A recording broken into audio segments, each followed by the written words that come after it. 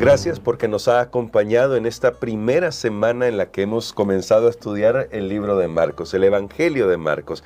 Así que ha sido una maravillosa experiencia para comenzar, para introducirnos, y ya hemos tenido bastante contenido durante esta semana. Hoy vamos a orar para hacer un breve resumen de lo que hemos estudiado, porque es importante que estos conceptos no solamente queden ahí en la teoría, sino que podamos hacer una buena reflexión que nos permita aplicar lo que estamos aprendiendo a nuestro diario vivir. Así que vamos a pedir la dirección de nuestro Dios.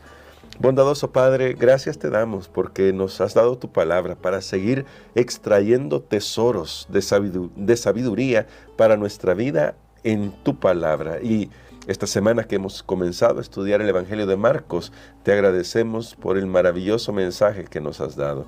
Oramos para que tu palabra llene nuestros corazones siempre en Jesús. Amén. Esta semana, pastor, al introducirnos al Evangelio de Marcos, comenzamos a aprender un poco acerca de la persona de Marcos. Y ya extrajimos algunas lecciones yendo al Evangelio, a los primeros versículos. Hemos leído ya algunos primeros versículos.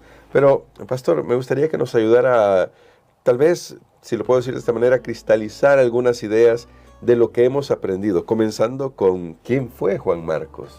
Es bien interesante, creo que este Evangelio, o conocer la historia acerca de cómo llegó el libro de San Marcos, es bien alentador para cada uno de nosotros, porque sabe que Marcos fue realmente una persona que podría haber pasado desapercibido en la historia. O sea, no sabríamos nosotros quién fue él, y porque él no fue un discípulo de Jesús, no fue un apóstol, él no fue un profeta, estaba recibiendo ahí revelaciones en ese sentido. Claro, al escribir un libro de la Biblia se convierte en un profeta, el espíritu de profecía lo está guiando para poder escribir, dejar para nosotros ese relato. Pero él no fue un pilar que nosotros conozcamos en la iglesia cristiana, así como Pedro, como Santiago. Claro. Él era un ayudante. Las dos veces que nosotros, la referencia que tenemos de Marcos sí, en nuestras escrituras, vemos a alguien que es un ayudante. Cuando Saulo y Bernabé van en su primer viaje misionero, ¿quién va ahí acompañándolos? Marcos. ¿Para qué? Para ayudarles. Nada más, un ayudante. Lo vemos con Pedro. Hay un periodo de unos 10 años de silencio y luego lo vemos ahí con Pedro. Pedro dice, mi hijo, un ayudante de Pedro, un ayudante de Pedro. Algunos creen que también este Juan Marcos es aquel que se menciona que salió cuando Jesús fue arrestado, que salió sin su túnica, aunque eso no se puede probar así exactamente. ¿Y por qué estoy mencionando todo esto, hermano Gerson? ¿Por qué eso puede ser tan importante para nosotros hoy? Porque miren qué maravilloso lo que el Espíritu de Dios puede hacer, porque nunca tenemos que menospreciar a nadie, ni menospreciarnos a nosotros mismos, ni sentirnos pequeños. No es que yo no soy el evangelista, es que yo no soy el encargado, yo no soy el líder, el que está a cargo de algo, yo solo soy ayudante. A veces nosotros, yo solo soy, o sea, solo soy, nos disminuimos a nosotros mismos, pero vean lo que Dios puede hacer, y eso es lo que a mí me llama la atención. Miren lo que Dios puede hacer. Solo 2 discípulos de Jesús escribieron un relato de la vida de Jesús, que ahora le conocemos como los evangelios, que es Mateo, son Mateo y Juan. De ahí los otros 2 que tenemos, Lucas y Marcos, no fueron discípulos de Jesús, pero Dios elige, y esto es maravilloso, mis amigos. Miren, no importa la obra que usted hace, lo importante es estar adentro de la obra. Amén. ¿Escuchó eso? No importa la obra, lo importante es estar adentro. Allí Dios te va a usar, allí Dios va a ver tus dones, tus talentos. Y es más, también la historia de Marcos es alentadora, porque en un momento ya lo estudiamos en el primer viaje misionero. De hecho, el primer round, Marcos cae, regresa. Pablo lo vio como una deserción, a tal punto que después dice, no, yo no quiero que él vaya conmigo, nos va a dejar tirados, como nos dejó la primera vez. Pero alguien más viene, Bernabé, su tío viene. Bernabé se cree que era de la familia de Leví, de la tribu, era un levita. Era un levita. aquí podemos pensar un poco más acerca de si Marcos también estaba relacionado con eso, pero claro, ya no voy a entrar en ese punto de la historia, porque lo que me interesa, hermano Gerson, es que podamos cobrar ánimo con esta historia de Marcos, cómo Dios puede usar a cualquiera. Voy a ponerlo así, en esa manera. No tenemos que esperar ser los que están a la cabeza, los que son mencionados, los que aparecen allí en primera plana. No, allí donde tú estás, haz un trabajo fiel, sirve al Señor, te desanima, levántate y mira, Dios puede, hay sorpresa, Dios te puede usar en una manera maravillosa, como usó a Marcos para dejar registrado, para ser uno de los registros de la vida de nuestro Señor Jesucristo. Amén. Y considerando el contexto que usted nos enseñaba a ver esta semana, que fue para el tiempo del emperador Nerón, cuando los cristianos estaban necesitando mucho aliento, saber que alguien como Juan Marcos estaba también alentándolos, creo que eso debe haber motivado mucho a los cristianos, alguien que sabían que podía haber tenido sus momentos de flaqueza, pero se había sobrepuesto y seguía avanzando. Y en ese sentido, ahora el contenido de Marcos cobra mucho más relevancia para nosotros que estamos en unas luchas cotidianas, ¿no? Luchas en las que a veces incluso tropezamos en la vida. Y pastor, yendo al contenido, en nuestra lección, el día de ayer ya mencionábamos cómo, yendo ya cuando Jesús comienza a hablar en el Evangelio de Marcos, él hace una relación con una profecía de tiempo. Y quiero ir a esto hoy porque cuando vamos al final de la Biblia, Apocalipsis, también se nos presenta un mensaje que está anclado en una profecía de tiempo hacia el final de la historia. Cómo estos dos elementos en realidad componen ese mismo evangelio, que de hecho estoy hablando específicamente de Apocalipsis 14, verso 6, que dice así, que vi volar otro ángel en medio del cielo que tenía el evangelio eterno. Cuán importante es que en realidad vemos que estamos hablando del mismo tema en Apocalipsis de lo que Jesús vino a hablar cuando estuvo aquí en la tierra. Bueno, solo hay un evangelio y qué bueno que usted tocó eso porque ya no lo hubiera recordado para mencionarlo aquí a nuestros amigos. ¿Sabe que la palabra evangelio yo les mencioné durante esta semana? De paso, por favor puede ir al YouTube, si usted está escuchando a través de la radio, usted puede ir al Facebook o al YouTube y ahí de la radio Adventista 96.5 y ahí quedan grabados los mensajes, las lecciones de cada día. Y yo le mencioné que la palabra evangelio ya existía en el mundo secular, sí, porque significaba buenas noticias, como hoy se habla de lo último, de lo que está sucediendo, las noticias, pero la palabra evangelio se usaba mayormente en plural, hablando en la literatura o en el mundo secular en general.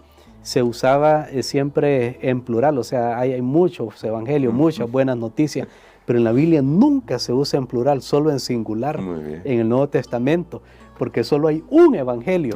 Y eso es bien significativo. Cuando uno ya estudia y se da cuenta de eso, dice, bueno, porque los escritores bíblicos, si el uso común de evangelio era decirlo en plural, incluso nosotros lo decimos así, buenas noticias, lo decimos en plural, pero en realidad en la Biblia se lo presenta como la buena noticia. Solo hay una, solo es un evangelio, es el mismo, y Apocalipsis nos dice, es eterno, no cambia. Entonces vean qué interesante conocer estas cosas, pero esa buena noticia era que ahora Jesús ha venido a esta tierra y vamos a hacer esa conexión.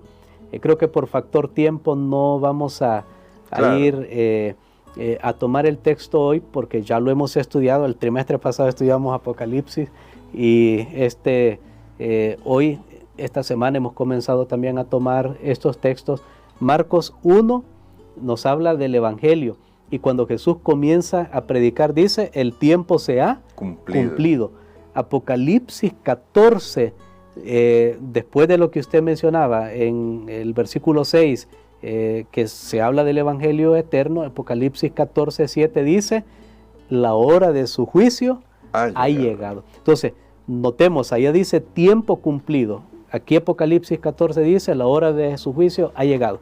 Y aquí yo quiero mencionar esto.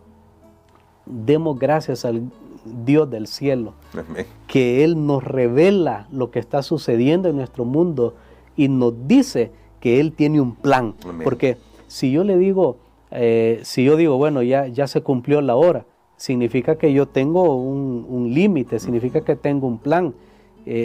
Así que cuando dice el tiempo se ha cumplido, cuando Jesús comienza su ministerio, es que había un plan. El plan de salvación no es algo que Dios, bueno, voy a ver qué hago, ¿verdad?, para salvar al ser humano. No, estaba desde la eternidad, se cumplió, pero también eso significaba que las personas debían cambiar, debían preguntarse, bueno, ¿qué está pasando? ¿Qué está sucediendo ante esta noticia? ¿Cuál va a ser mi reacción? Y Jesús dice en Marcos 1, arrepentíos y creed al Evangelio. Arrepentirse es volverse de, pero el cristiano no solo se vuelve de, es dejar de hacer lo malo. Y creer significa volverse a. O sea, yo dejo el pecado para ahora venir a una creencia, para ahora venir a una nueva vida, a un nuevo estilo de vida. Entonces, demos gracias a Dios. Él nos reveló, cuando Jesús vino, había un tiempo específico. En Apocalipsis 14 se nos dice que al final de la historia de este mundo había un tiempo específico en el cual iba a comenzar la hora del juicio de Dios. Y eso fue en octubre de 1844. Entonces, ¿qué significa eso? Bueno, estamos viviendo en un periodo especial de la historia de este mundo. Así como los primeros creyentes. ¿Sabe qué? Hay personas que dicen, si yo hubiera estado en los días de Jesús, yo lo hubiera aceptado, yo lo hubiera seguido. Bueno, hermanos, si no lo seguimos ahora, que vivimos en un tiempo también que ya se ha cumplido una profecía bíblica, y para nosotros, si no significa nada, no hay cambio en nuestra vida, no hay creencia, indica que lo mismo nos hubiera pasado aún en la primera venida de Jesús. Entonces, yo creo que lo que tenemos ahí es una hora específica, un cumplimiento de una profecía, un contenido, un mensaje que tenemos que seguir y que tenemos que tomarlo en serio. ¿Por qué el mensaje de Jesús al principio era arrepentíos? Porque estaba hablando del pecado. El pecado es algo serio. Para Dios el pecado no es un juego, es algo dañino, es destructivo. ¿Y quién no lo ha comprobado en este mundo? Lo triste es que a pesar que sabemos que el pecado es destructivo y dañino, nos aferramos al pecado. Por eso el mensaje es arrepentíos, dejen el pecado, pero no vivan una vida en vacío, no, ahora vuélvanse al Evangelio, crean el Evangelio.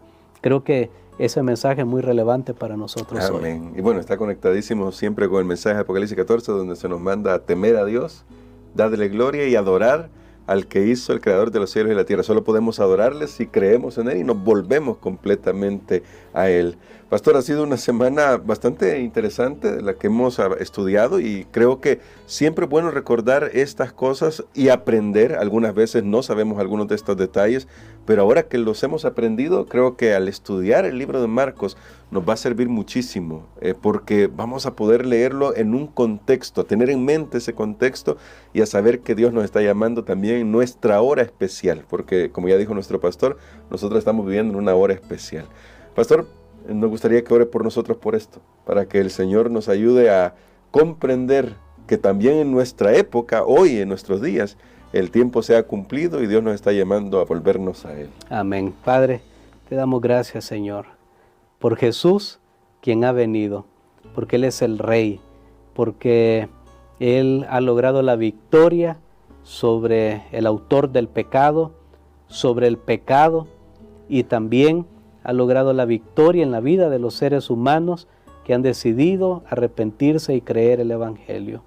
Te damos gracias, Señor, porque podemos mirar con esperanza, aunque hay muchas cosas que nos preocupan, hay muchas cosas que nos rodean en este mundo, hay catástrofes todavía, hay guerras, hay hambre, hay tantos problemas, hay enfermedades, pero podemos saber, Señor, que tu Espíritu está en nuestro medio para hablarnos para traernos en nuestra vida a la persona más importante, a Jesucristo, quien muy pronto vendrá también por segunda vez y va a rescatarnos totalmente de este sistema de pecado. Te agradecemos, Señor. Permítenos escuchar tu voz. Gracias también porque esta semana hemos aprendido que que tú puedes usar a todas las personas, no importa en qué lugar estén dentro de un sistema, no importa cuán cotidiano sea su obra, tú puedes usar a esa persona para grandes cosas. Ayúdanos, Señor, para ser utilizados por ti. Todo esto lo pedimos en el nombre de Jesús. Amén.